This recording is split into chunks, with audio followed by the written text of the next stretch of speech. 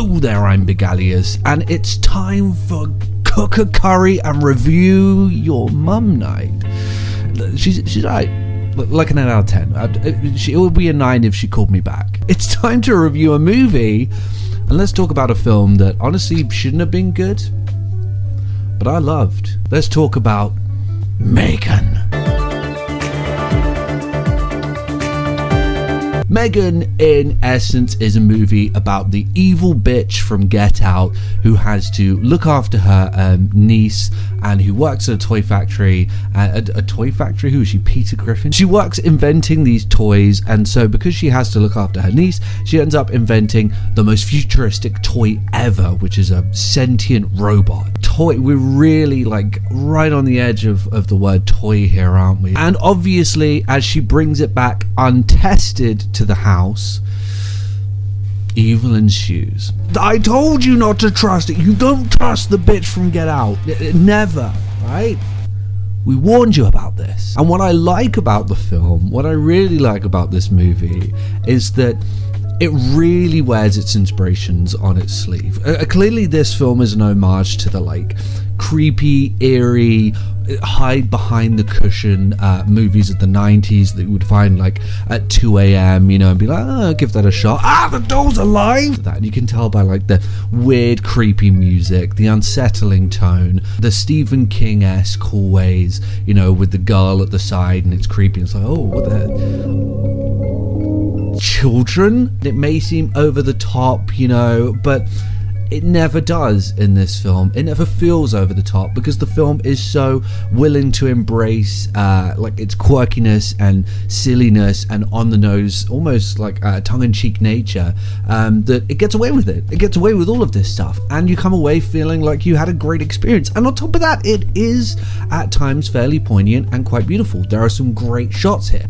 There's some beautiful shots. Most of them are just of Megan like looking out longingly out of the window. A lot of them are just that, but they're still beautiful shots. They use focus well, they use lighting well, they use like space and time, if that makes sense. They use that quite well. In terms of the narrative, yeah, I mean there's honestly nothing crazy, and one of the weirdest things is that there's really, I shouldn't really say this, but there's no twist. There's no like, oh my, she was an alien?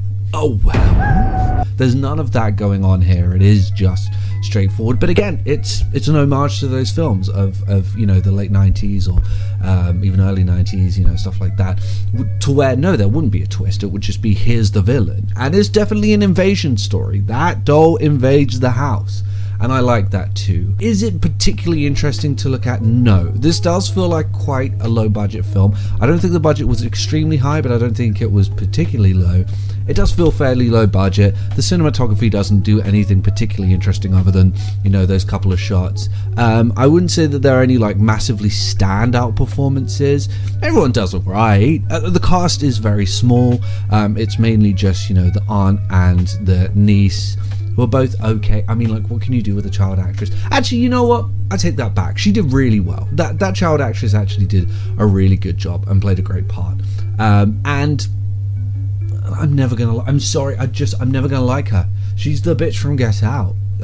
I'm not gonna judge her performance. I don't, and everyone else doesn't really have the necessity to like really chew up a script or anything like that. So I can't judge it as bad acting. I just don't think that anyone had the opportunity to be truly great. The antagonist, Megan, really good. And I love how like the voice was, it shouldn't be that way, right? I mean, we have better AI voices now. This film was only made in 2023. We have better AI voices now, but it had to do that to be creepy. The way that she moves had to be slightly off to be creepy. Why the hell would you make a doll that has AI that looks as creepy as that?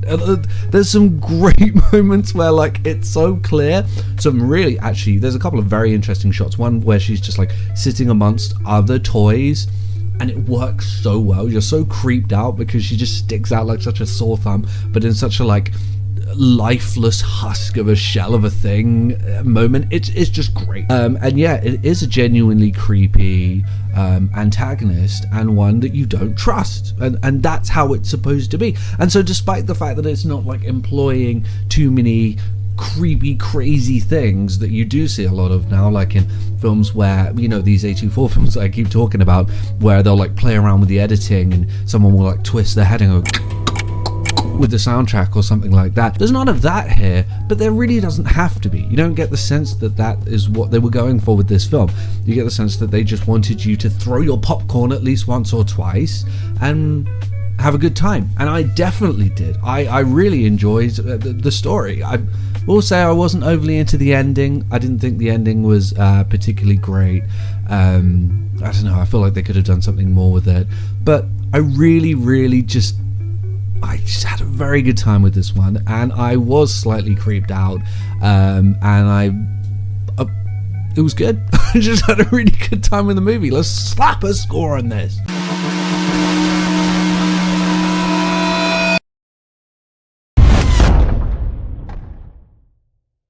So yeah, it's going to be an 8 the way I'm looking at it right now, and that's purely just because, like, I mean, you could argue it's a 7, you could easily argue it's a 7, but I can't argue, I can't get away from the fact that I had such a good time with this movie, and I'm not going to get away from the fact that I had such a good time with this movie, because I did, and that's it. So if you don't like that, you can suck my, and this is where I end. This is where I end the video. It will cut off and it will go, that the PlayStation will be available for $2 and also coming soon.